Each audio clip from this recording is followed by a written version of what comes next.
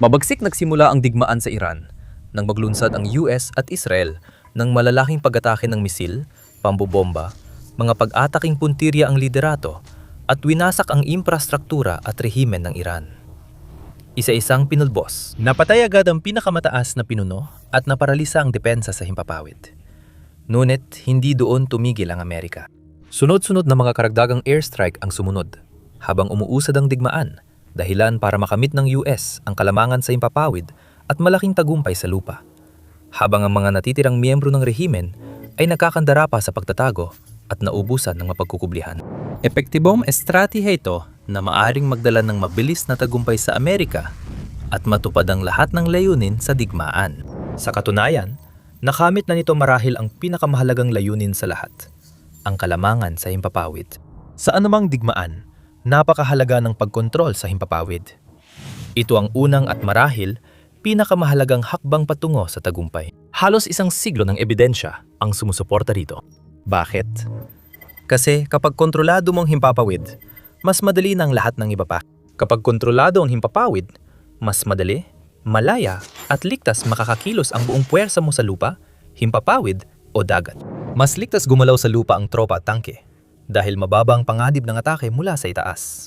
Ang mga frigate, destroyer at barkong pandigma ay kayang lumapit sa posisyon ng kalaban at maglunsad ng opensiba nang hindi lagi nag-aalala sa biglang paglitaw ng bomber ng kalaban. Dahil dito, ang buong hukbo ay nakakakilos ng mas mabilis, mas malakas umatake, at napapalakas ang kanilang kalamangan laban sa kanilang mga kalaban.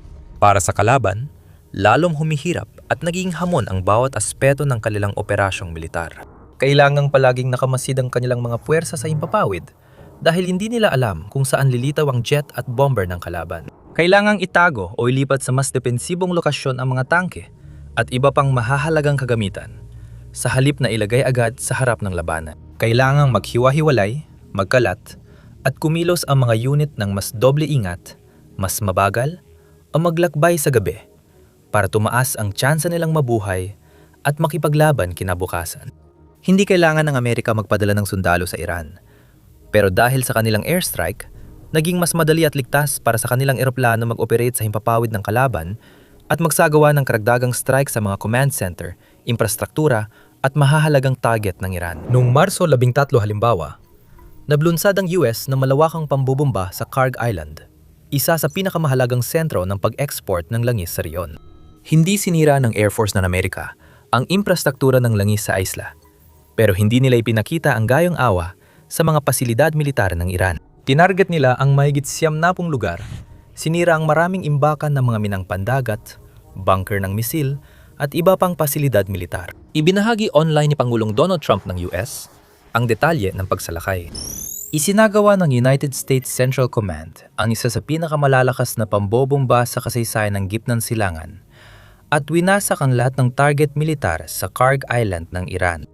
Ginamit ng US at Israel ang kanilang lakas sa himpapawid para sirain ang daan-daang plataporma ng paglulunsad ng misil ng Iran. Winasak ang mahigit 60% ng rocket launcher nito sa unang 3 linggo ng digmaan. Para maging mas eksakto, ayon sa datos mula sa Institute for the Study of War, ISW, tinatayang nawala sa Iran ang 260 hanggang 270 sa kanilang 410 hanggang 440 launcher sa mga unang pambobomba at pag-atake ng misil. Dahil dito, maliit na bahagi na lang ng dati ang kakayahan nilang umatake, kaya nabawasan din ang ulat ng mga pag-atake ng misil ng Iran sa mga karatig estado sa Gulf habang nagpapatuloy ang digmaan. Halimbawa, noong Pebrero 28 sa unang araw ng Operation Epic Fury ng Amerika, sapat ang lakas ng Iran para magpakawala ng mahigit 100 at 80 ballistic missile sa mga karatig bansa nito. Pagsapit ng Marso, 80 na missile na lang ang kaya nilang ilunsad. Sinira ng US forces ang 12 ng mahahalagang asset ng Iran, ayon kay Admiral Brad Cooper ng US Central Command sa isang video na pahayag. Sa pinagsamang lakas sa himpapawid, lupa at dagat, matagumpay naming nawasak ang mahigit 100 barkong pandagat ng Iran. Hindi pa kami tapos. Unti-unti, winasak ng US ang kakayahan ng Iran na ipagtanggol ang sarili nito, na labis na napapahina sa awtoridad ng rehimen sa proseso. Habang tumatagal, lalala lang ang sitwasyon para sa mga natitira. Samantala, mas lalakas pa at magiging dominante ang US at Israel. Iyan ang ganda ng kalamangan sa ere. Regalong patuloy na nagbibigay benepisyo. Mas matagal mo itong napapanatili? Mas malaki ang benepisyo. Hindi lang sa mas ligtas at mabilis na operasyon sa himpapawid, dagat at lupa, kundi pati sa intelihensya, pagmamanman at rekonesansya. Kapag kontrolado mo ang himpapawid at may access sa high-end na drone, reconnaissance aircraft, at advanced surveillance systems ng US, tuloy-tuloy kang makakakolekta ng maraming impormasyon tungkol sa kalaban. Araw-araw, bawat oras, bawat minuto, ang mga drone at surveillance aircraft ng Amerika ay umiikot sa himpapawid ng Iran, sinusuri ang paligid, at nagbibigay ng impormasyon sa mga kalapit na base at command center. Ipinapakita ng mga ulat na nagpadala ang US ng ilang E-2D Hawkeye mga eroplanong pangmaagang babala, AEW, sa gitnang silangan halimbawa. Hindi bababa sa 5 sa mga eroplanong ito ang nakita sa rehiyon. Bawat isa ay may ilan sa pinakamakapangyarihang sistemang radar sa mundo na kaya makadetect ng drone, cruise missile at eroplano mula daan-daang milya. Dahil dito, hirap na ang Iran, lalo na't nabawasan ang kanilang mga launcher at bala na magsagawa ng kontra-atake laban sa kalaban. Dahil dito, mas ligtas na ngayon ang mga base at asset ng Amerika at mga kaalyado nito sa rehiyon kaysa nung simula ng digmaan. Mayroon din silang tuloy-tuloy na dali ng datos at intelihensya na kailangan nila para mas epektibong maplano ang kanilang mga susunod na hakbang. Samantala, mas kakaunti na lang ang mga opsyon ng Iran na magagamit nila. Ang kanilang rehimen ay nakaranas ng halos nakamamatay na dagok sa unang araw ng operasyon nang mapatay ang pinakamataas na pinuno, si Ali Khamenei, na nagdulot ng matinding krisis sa kanilang pamahalaan.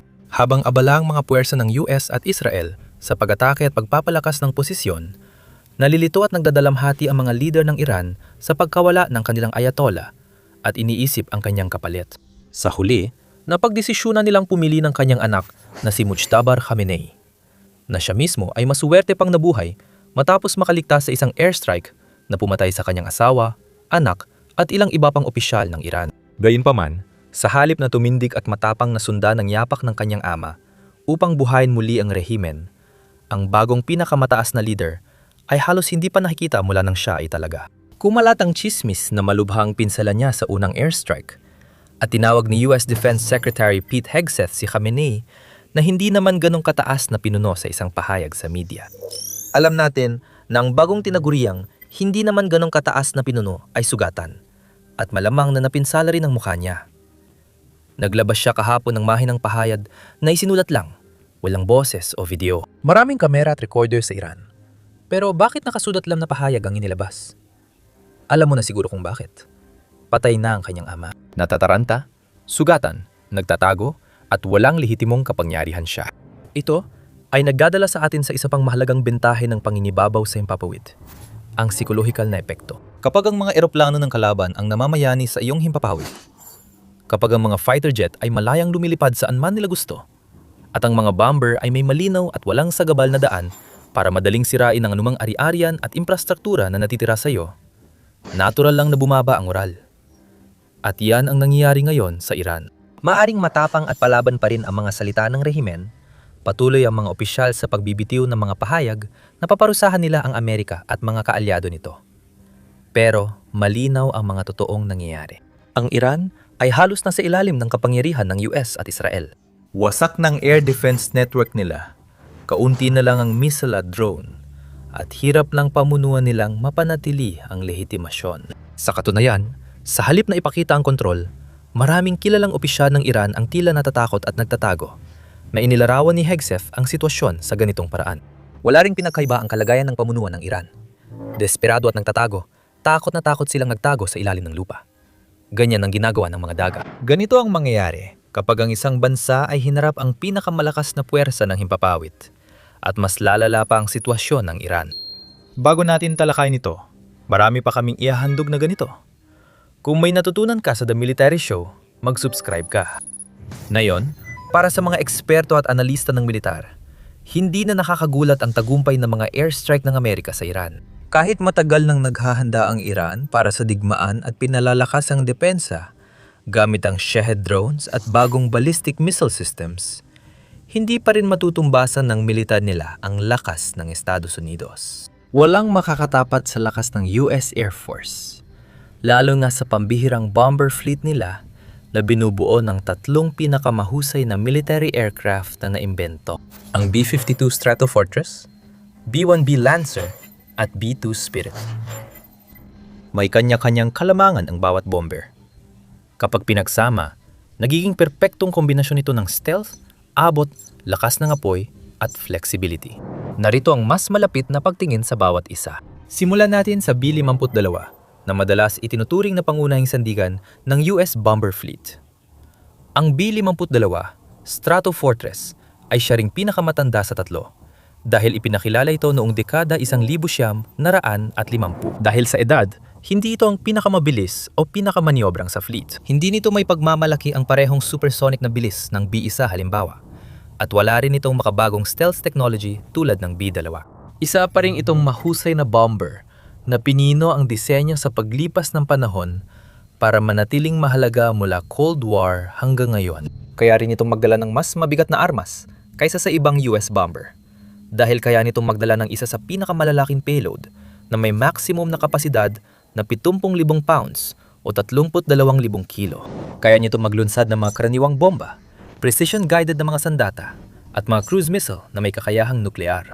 Ang Stratofortress ay tanyag sa tibay at kakayahan bilang tatapurmang pang-ataking mula sa malayo.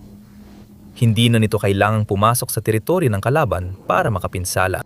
Narito ang B-1B Lancer, pinakamabilis sa tatlo. Dati itong para sa misyon na nuklear, pero ngayon ay ginagamit na lang sa karaniwang pakikidigma. Kayang lumipat ng lampas siyam na raang milya bawat oras. O Mach 1.2, ang bomber na ito mabilis pumasok, magdulot ng matinding pinsala at umalis bago pa malaman ng kalaban ang nangyari. Ito ang perpektong opsyon para sa mga pabago-bagong labanan at mabilisang strike missions.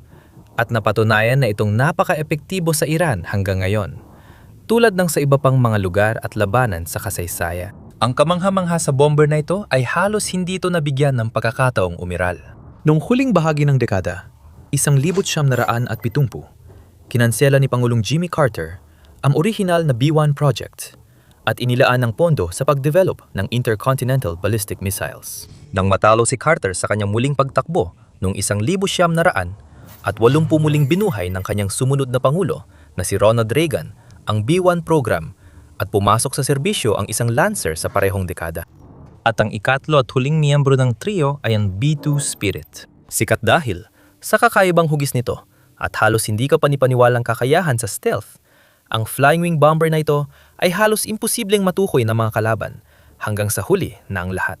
Dinisenyo ito para makaiwas sa advanced na radar ng kalaban. Kaya nitong makalusot sa matinding depensang airspace na madali at mababa ang panganib. Tulad ng Stratofortress, kaya rin ng B-2 magbela ng conventional at nuclear na sandata na may mataas na katumpakan. Kaya perpekto ito para sa unang pag-atake sa depensa ng kalaban sa impapawid o mga kuta. Sama-sama, binibigyan ng tatlong bombers ang US ng kakayahang magsagawa ng anumang strike mission kahit saan sa mundo, pati sa buong Iran. Abot kamay lahat ng target, mula base, paliparan, hanggang underground bunker at pasilidad nuklear.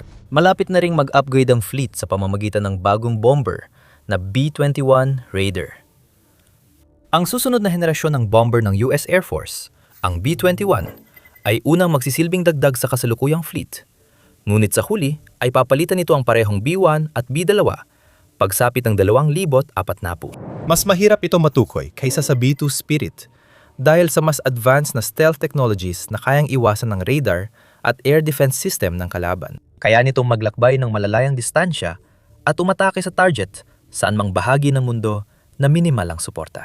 Kaya nito magdala ng conventional at nuclear na sandata at may open systems architecture na madaling i-upgrade.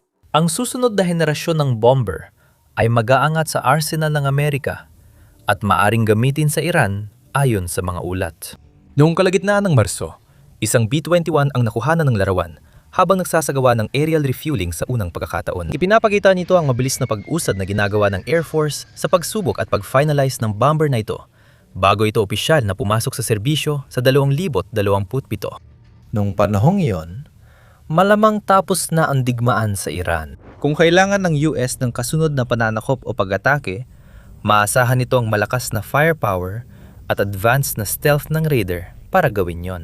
Samantala, maayos na nakakayanan ng US ang kanilang kasalukuyang fleet. Bagamat laging nababanggit ang mga bomber sa balita dahil sa matinding dagok nila sa air defenses, radar at mga base ng Iran, may iba pang eroplano na dapat kilalanin sa mahalagang papel nila sa mga pag-atake.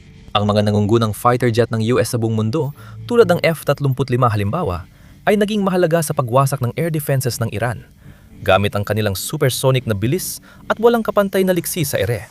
Upang makapasok sa airspace ng Iran, burahin ang mga air defense ng bansa, wasakin ang mga launch platform at lumikha ng mga ligtas at tahimik na daanan para makadaan ang mga bomber. Gumagamit ang Air Force ng mga aerial refueling tanker tulad ng Boeing KC-100 at 35 Stratotanker para matiyak na tuloy-tuloy ang refuel at lipad ng iba nilang eroplano sa operasyon. Naka-estratehiya sa ligtas na airspace at binabantayan ng mga fighter, ang malalaking tanker ang dahilan kaya tuloy-tuloy ang presyon ng US sa Iran. Sunod-sunod ang airstrike at hindi nabibigyan ng pagkakataon ng kalaban na magpahinga, magtipon muli o mag-organisa. Sa kasamaang palad, hindi mahulaan ang digmaan at kahit mahusay na plano ay pumapalya minsan.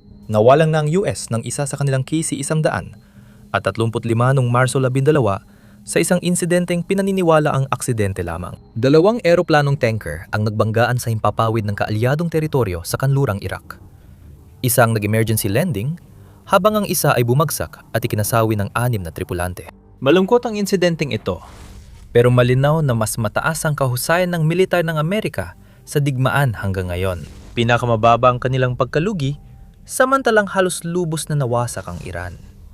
Sabi nga ni Hegseth, hindi ito patas na laban. Hindi kayang tapatan ng Iran ang lakas ng US at Israel sa himpapawid, na tumama na sa mahigit 15,000 targets.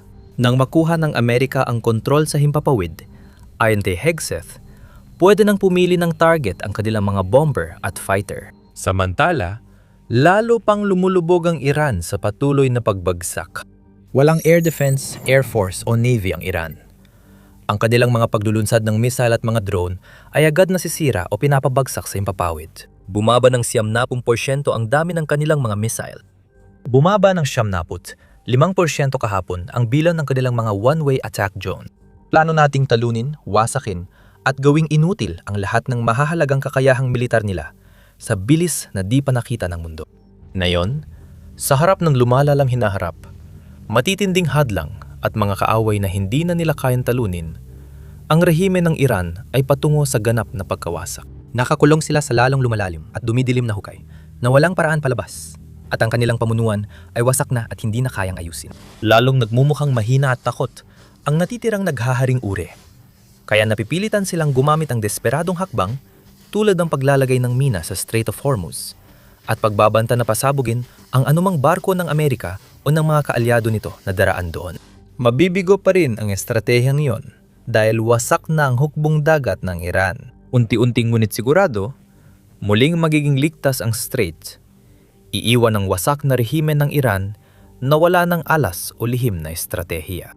Maaring magbukas ito ng daan para sa isang pansamantalang panahon ng bagong pamumuno at marahil ay mas maliwanag at mas magandang kinabukasan para sa mga tao ng Iran at sa iba pa. Ngayon, maaari mong malaman pa kung paano winasak ng bomber fleet ng Amerika ang Iran sa video na ito, na nakatuon sa pambihirang epekto ng B-52 sa labanan hanggang ngayon. Kung gusto mong makita kung paano ginagamit ng US Air Force ang B-2 Spirit sa mga lihim na pag-atake sa infrastruktura ng Iran, panuorin mo ang video na ito. Huwag kalimutang mag-subscribe sa channel para unang malaman ang malalaking balita sa digmaan sa Iran at iba pang mahahalagang labanan sa mundo.